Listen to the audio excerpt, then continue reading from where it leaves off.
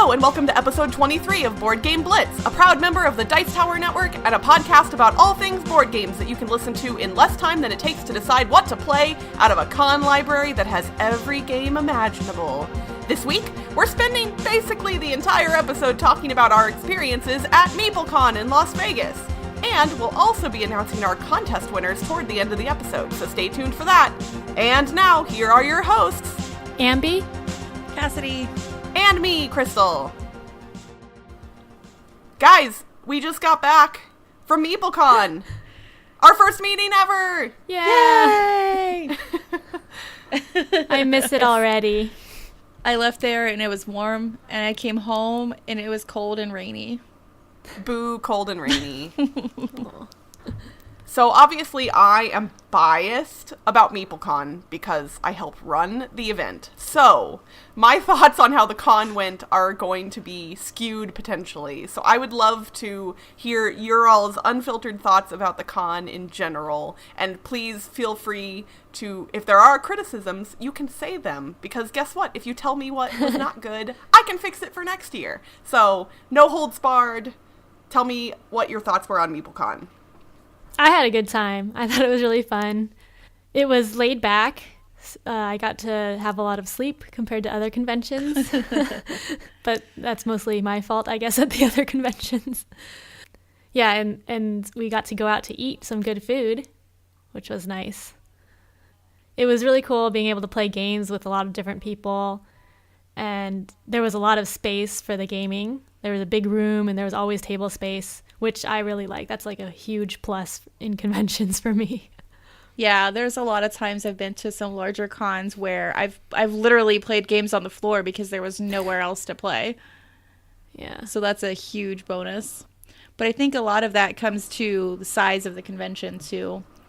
And that's what's funny for me is I haven't been to any of the giant, huge cons. All the cons I've been to have been small, local ones. So I think MeepleCon is actually the largest con I've ever attended. So, like, obviously I'm smart enough to realize what you guys are talking about with Gen Con and Origins and that stuff, but I just personally haven't experienced anything like that. So I'm glad that we provide something that's missing at the larger cons. Mm-hmm. I think the only complaint that I possibly have is that my ID almost got lost at the game library because nobody knew where they put the little packet that it was in, and it wasn't organized the way that I think it should have been. I would imagine that this is a problem that potentially pops up at other cons as well, but we had a wonderful group of volunteers who were helping us out over the course of the entire weekend, and I think sometimes during the changing of the guard, so to speak, when one volunteer would leave and another one would come in, that different people organize things in different ways, and I think that potentially becomes problematic when you aren't the person that checked the game out, and maybe they weren't thinking right and they didn't put it in the right order alphabetically or something like that. I think that's where those types of problems come in, and I'm not 100% sure how to address that going forward. But And I know at Dice Tower Con and BGG-Con, they scan your badge, so each person has a barcode, and the games have barcodes too, so it's like all electronic. Okay, so what kind of accountability though? See, for us, since we're a small con, obviously 99% of people are trustworthy, but all it takes is one scumbag to ruin it for everybody. So I think the reason we do the IDs is because they now have a vested interest to come back and check the game back in. Like, there is no risk of them stealing it because they've turned their ID into us. Whereas if you just scan someone's badge, I guess you know that they have it, but if they disappear, I don't know. Then I guess they can never come back. Because, like, you wouldn't sell them any more ticket, right?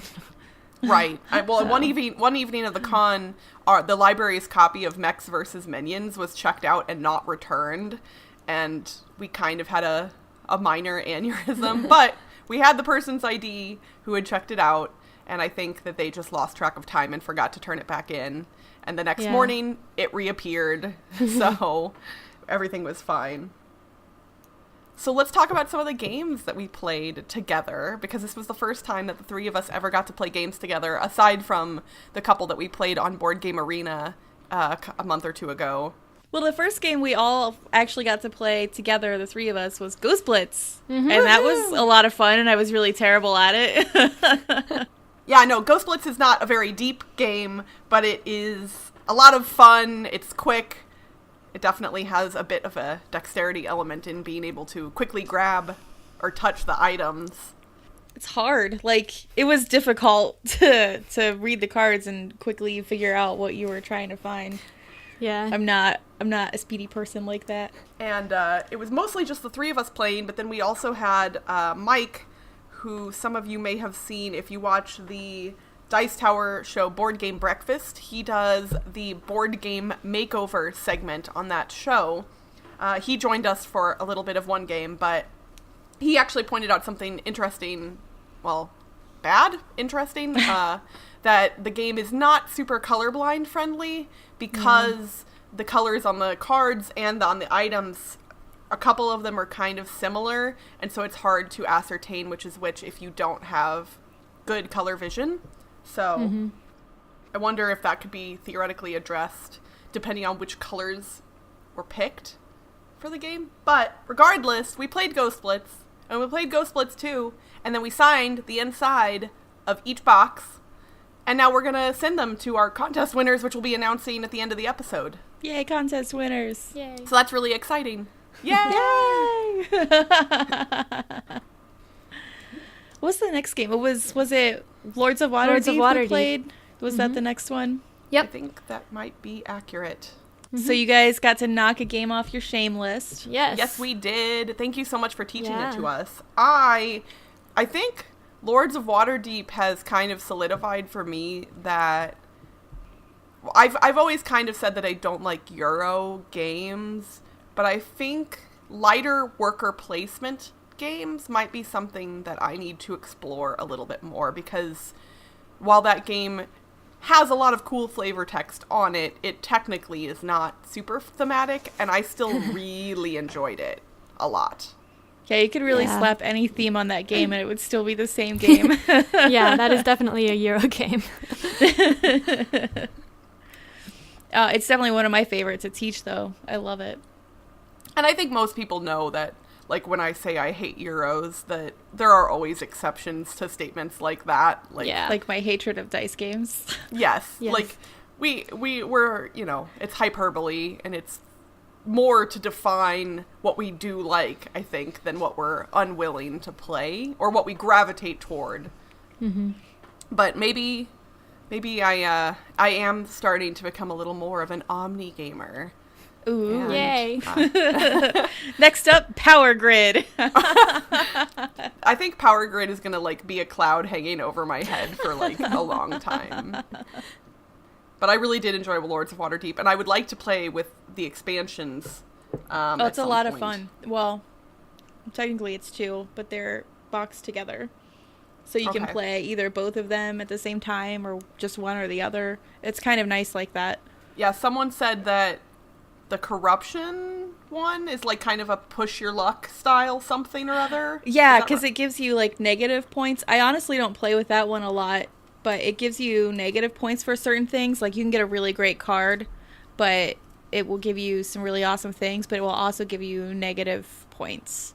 But there are ways to, like, eliminate that and alleviate that on the board and on other cards, too. Oh, okay. Yeah, no, I mean, I like push your luck style games, so I feel like a push your luck element added to that game would probably be something I would enjoy quite a bit. The expansions also add a 6th player. Oh, nice. Does it play well at 6, or is it too much? Like, do you feel like you can't do anything?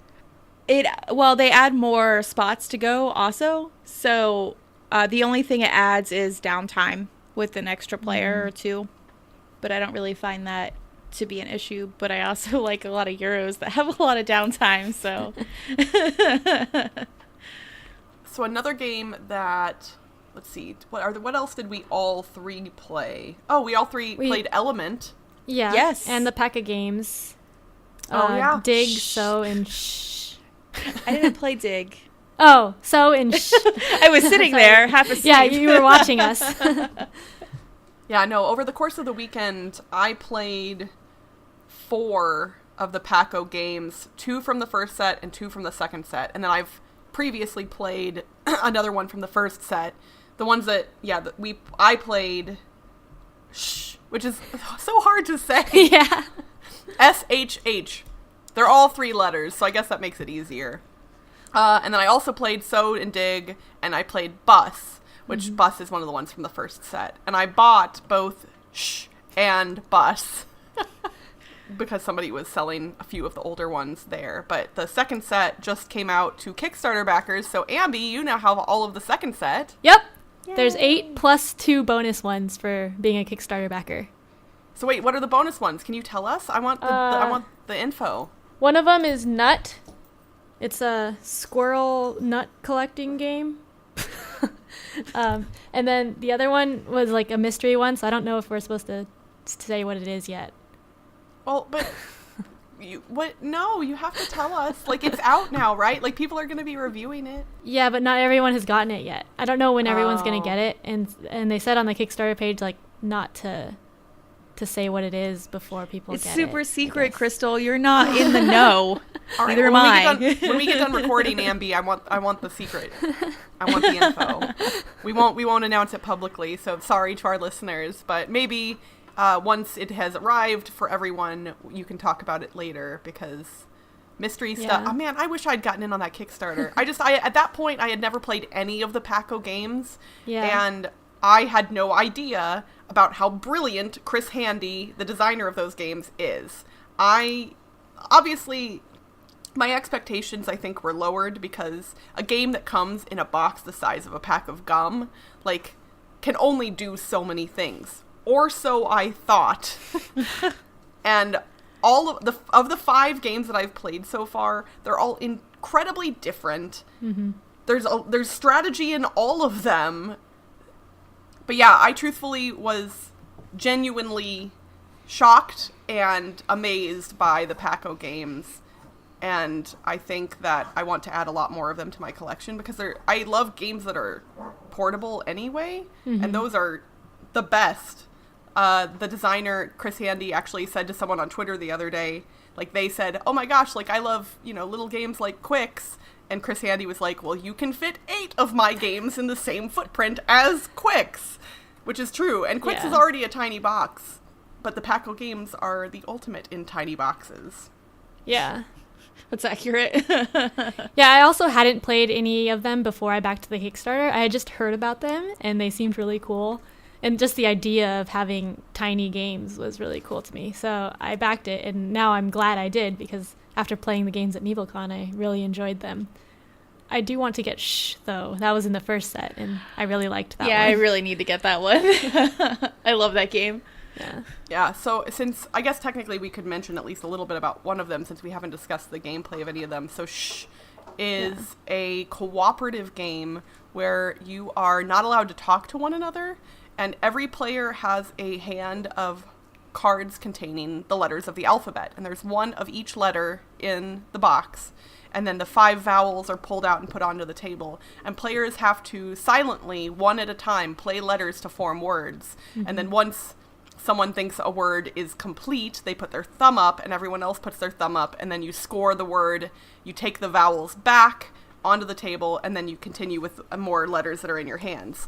So it's interesting because you can't telegraph to people what you want to spell, and you don't know what letters are in their hand unless you're playing a 2-player game. Mm-hmm. But and just about everybody does something different than what you would think that they would do. Or you're like, I really hope they have an R because I'm gonna play this, and like. And since there's only one of each letter, including the vowels, there are certain words that can't obviously be spelled. Yeah. So it was really interesting, especially trying to get, like, the more rare letters played. Like, they don't necessarily hurt you worse if you don't play them, but obviously, if you can get rid of those quickly, then it makes later words better.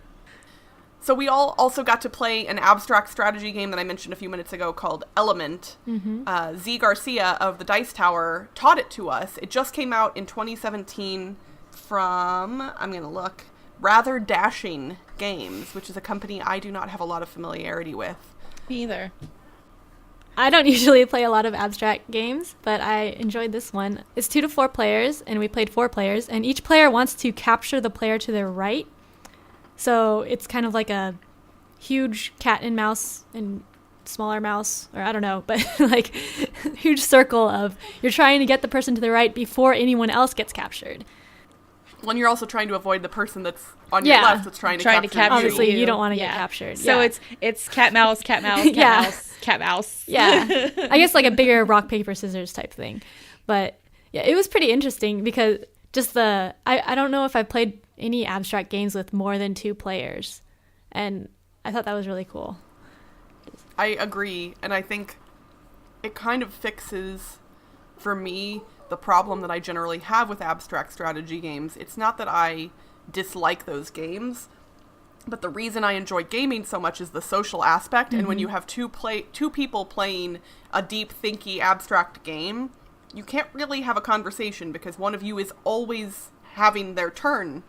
So with 4 players, we were able to actually have a conversation while the game was going on. And I think that really was wonderful.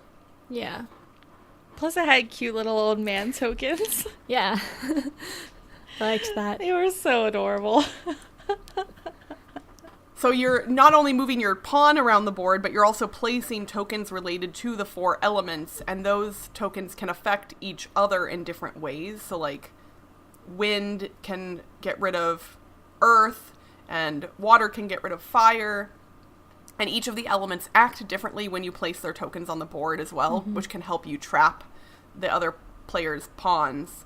And it was surprisingly easy to pick up, but there was a lot of strategic decisions to be made, which is why it was so much fun, I think. Yeah. I guess that's the mark of a good abstract game. They're generally easy to pick up, and there's a lot of thought to it. Yeah. Yeah, I should play more of those, because I actually haven't played that many, so I thought I didn't like them. Because when I think of abstract games, I think of like chess and Go, and that has such. There's so many a really books high and learning stuff. curve. Yeah, to there's both of such a those high games, learning curve. Yeah, and that's why I don't like it, because I don't want to spend the time to do the learning curve. But with the modern abstract games, they don't have that yet. Yeah, that's definitely true. Have you played Santorini yet? No. Definitely give that one a shot, especially because like the different god powers that give that game the variability, I think will always kind of make it so you can have players at different skill levels on equal footing, depending on which gods you pick. But I want to shout it out to our listeners. If you know of any modern abstract strategy games, particularly ones that play with more than 2 players, shoot us a message or like tweet at us on Twitter. That's probably the best, because then you can get a discussion going. But I would love to hear more recommendations for newer abstract strategy games, because that sounds like something that I would like to get into as well. I really like abstract games, so I'm always looking for new ones. Always. Cassadi, did you get to play New York Slice at MeepleCon? Yeah, I did. Okay, so all 3 of us got to play New York Slice, which is a fairly new game from Bezier Games, and it is a re-implementation of the game Piece O' Cake, which is famous for, I don't know if it introduced it, but it definitely made famous the I split, you choose mechanism. And New York Slice does the same thing, but with pizza instead of pies, which it's confusing to me that Piece O' Cake is about pies, but Oh, it is? Yeah. It's pies. Like, why they could have made it be cake. I guess pies are more visually appealing from the top, so maybe It was probably easier to like design the pies and then make them look different, because cakes you can't really Probably. tell from the outward appearance if they're different or not, because it's what's under all the icing. I the guess. layers. Good point. Maybe. Ogres are like onions. Sorry. Yeah. Cake. Everybody loves cake. Yeah. I really liked Um, New York Slice though. It just made me want pizza every time I played it. Yeah. Yeah, it was fun. It was easy to pick up. There was some graphic design choices that were not necessarily ideal. Like some of the slices, the pepperoni, which is a way to earn points, is colored differently on different pieces. Yeah, because so it was at like first, burnt. Yeah, at first we were kind of like, wait, is that also pepperoni? Oh, it is. Okay. And then once we figured it out, we were fine. But just the fact that the colors didn't match was a little frustrating at first. Someone that I was talking to pointed out that it might have actually been better if they had done it more in a cartoony style instead of the realistic kind of photograph looking art. Yeah. Which I think actually probably would have been accurate and it still would have looked just as cool. But regardless, I really liked the game. And it comes in like what looks like a pizza box. You open it like a pizza box, and that's just fun. And the instructions look like a menu. Yeah. Yeah. And the score pad looks like the receipt paper from like a restaurant. Yep. Yeah. So it's pretty cool. Thematically, all the way around, that one is just great. So I know that we didn't get to play it all together, but we all got to play Kingdomino also at MeepleCon, which I had heard recently on an episode of, shout out to the podcast, Draft Mechanic. I love their content, and they just talked about it on an episode maybe a couple of weeks ago. Might be a little longer than that now.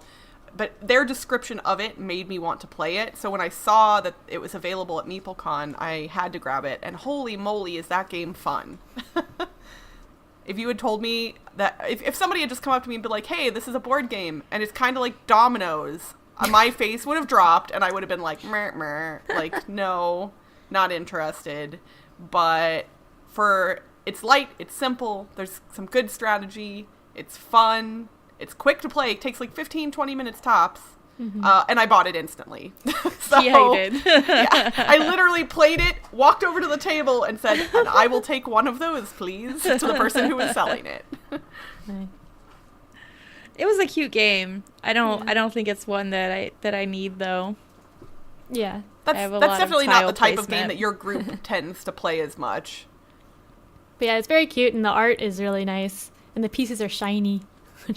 But yeah, the tiles are thick. I like that. Yeah. But I don't think it's the only like similarity to dominoes is that the pieces have rectangles with half and half. Yeah. So well, no, you have to match the sides too. Yeah, but it's more like it's like dominoes. I guess kind of, but it's like a kingdom building type game more. I think it didn't really feel at all like dominoes. Oh, yeah, right. I sort of thought of it as like a tiny little city building, kingdom building game is what it felt like to me. It didn't feel at all like dominoes. Like, definitely not for me. Yeah. I know that we're starting to run out of time for the episode, and we obviously played a lot more games at MeepleCon, some of which we'll probably discuss in the future as well. A few of the other games that I played that I'll just quickly rattle off. I got to play Biblios for the first time, which was recently mentioned by Mason Weaver on an episode of The Five By, which is another podcast friend of ours. So shout out to them. His description made me want to play that game, and I did. And now I'm going to buy that one too, because Biblios is an older game. It was originally, well, older being relative, of course, but it was published in 2007 originally, and it was just recently republished by Yellow. I'm not sure who the original publisher was, but it was a lot of fun. And I also got to play Mr. Jack for the first time, which I'm not big on 2-player games, but I had kind of had an interest in that one for a while. And Z Garcia kindly offered to teach it to me since I expressed some interest, and it was a lot of fun, even though he beat me. Jack the Ripper escaped. I really like Mr. Jack. I just wish I had a reason to play 2-player games more. I actually got to play Caverna for the first time, finally, which was awesome. That was actually the first game of the con that I got to play, and I was super stoked to finally get that one played. And you played with someone notable. I did. Tom Bassel taught me how to play. Thanks, Dice Tower. You guys made my weekend. That's actually a good segue. I'll interrupt you, and then you can get back to Caverna. But the Dice Tower guys were at MeepleCon. Well, Tom was there one of the days, and then Sam, Z, Derek, and Mike were there all 3 days of the con, and all of them were absolutely lovely people. I had met a few of them previously because they came to MeepleCon last year, but they had more people with them this year, and they stayed a little bit longer, and they were just wonderful. Great guys. They play games with a bunch of people. They're really good about helping teach games when needed, and it's just awesome. So I'm so happy that they were able to attend MeepleCon this year, and I really, really hope that they'll be able to come back next year. I'm a little bit paranoid because Gamma, the trade show, is moving next year. It's not going to be in Las Vegas anymore. It's going to be in Reno, Nevada, which, even though that's the same state, Reno is not that close to Vegas. So Yep. It's a quick flight, but not a quick drive. I am hoping that we can get them to come back next year. So, sorry, Cassadi, I totally interrupted you talking about your awesome first play of Caverna. My awesome first play of Caverna that I totally, horribly lost at. Hooray for losing! I've wanted to play it, and it's been on my wish list for a while. I just wanted to play it before I actually bit the bullet and purchased it, because it's not a cheap game, because there's so many wooden bits. But it will definitely be a buy for me, because I don't have Agricola yet either. So, and I actually liked Caverna a little bit more. That seems to be a common sentiment from what I've heard. I have not played either, unsurprisingly, but I've heard that Caverna is often the better liked of the two. Well, Caverna is not as mean to you if you aren't able to feed your family. They give you a lot more ways to feed your people, so you're not just starving them. Yeah, Agricola is a tighter game. Much.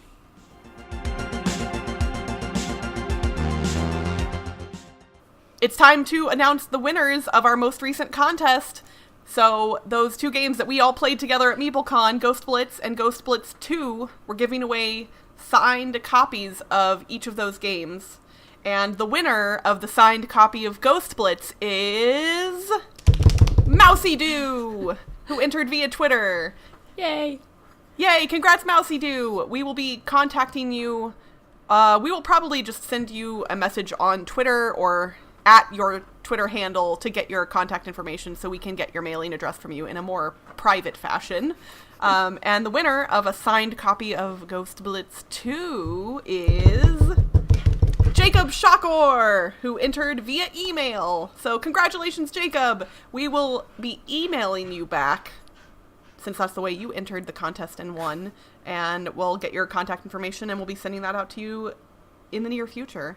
So congrats to both of our winners. Congrats! We are going to be having more contests in the future, so stay tuned for those.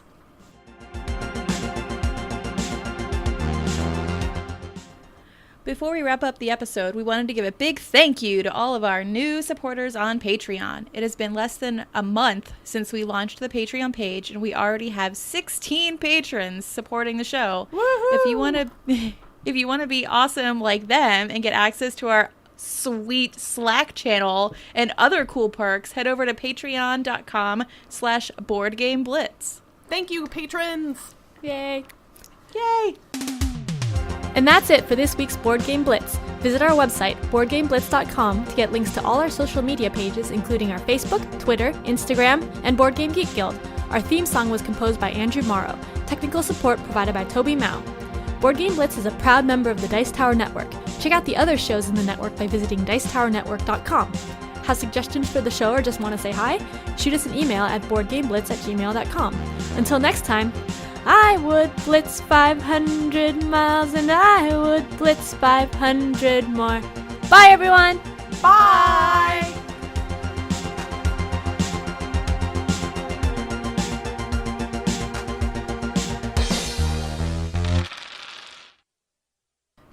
A month or two ago. I don't know how long ago that was. Time is a mystery. Was that in February? Who knows? I don't know. It probably was. I don't remember. Oh, goodness. Yeah, it's definitely not like not a deep game. Yeah. Krieger! No, stop. Oh, you're eating my shoe. Krieger, go to daddy. Sorry, guys. I look over and the dog has my shoe in his mouth and he's just going like this. Like,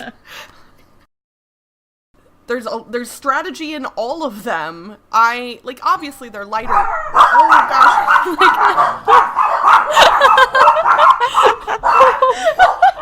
And the doorbell went off. And everyone's yelling. And oh, Ambie, my levels on Audacity are like, whoa.